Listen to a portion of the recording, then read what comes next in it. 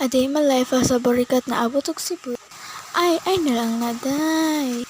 Maaloritin po na ko ako sa aking bahay para 40 days si tatay ko ugma. Malilipin yung bahay. Inyang hapon, yung bahay na naman ni Mami Mitchell ang nilipin ko mamayang hapon. Yung mga plastic, binutang ko na dun sa Then, yung charger, inaikot-ikot ko na para hindi na masira. Joke lang, sinigang. Para hindi siya samok guys. Samok manggit kung dilim tutyo kun. Haha. Oh my gosh guys. Ang haba ng panahon. Uuwan pala ngayon guys. Umuuwan dito sa bahay namin.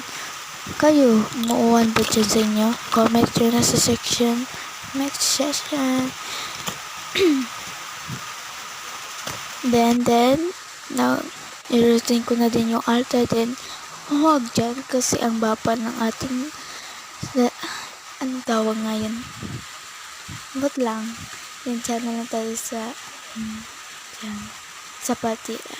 Then, pumunta na tayo sa ating kwarto. Aking kwarto sa aking mama and papa.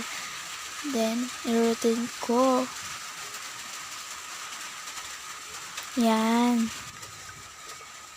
Tinarong ko na din guys kaya na ang sanay na paggawas. Hindi na siya natarog sarado. Then yan ko na yung lights and tara! Tinarong ko na din yung yan.